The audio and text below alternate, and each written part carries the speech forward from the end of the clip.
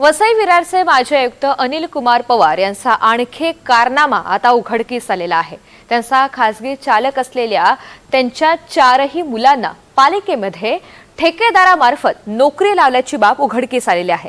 आता या प्रकरणानंतर सुद्धा त्यांचा पाय आणखी खोलात गेल्याचं पाहायला मिळतंय।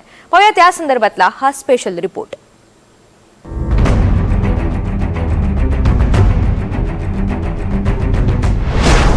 माजी मनपा आयुक्त अनिल कुमार पवार यांचा आणखी एक कारनामा।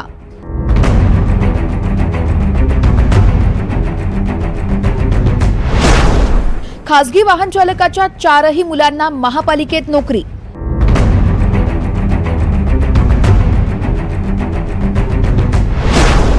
कंत्राटी कर्मचाऱ्यांच्या नियुक्तीमध्ये गैरव्यवहाराचा आरोप।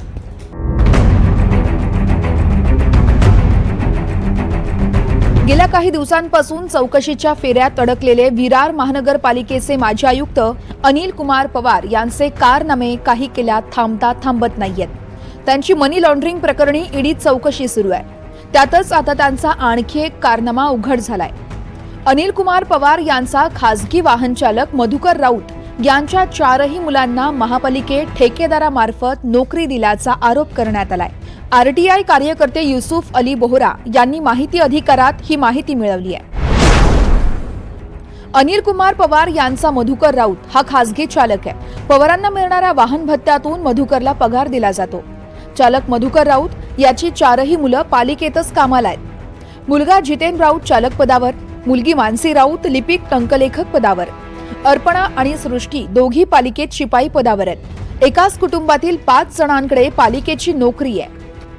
आयुक्त अनिल पवार ने अपने पद का गैर वापर करते हुए उनके निजी ड्राइवर, उनकी गाड़ी चलाने वाले चालक जिसका नाम मधुकर राउत है, उसके 4 बेटों को महानगर पालिका में ठेका पद्धति के आधार पर नौकरी में रखा। मेरे पास ये जो दस्तावेज है आस्थापना विभाग से मैंने आरटीआई के द्वारा निकाला। मुझे सिर्फ इसकी जानकारी मिली।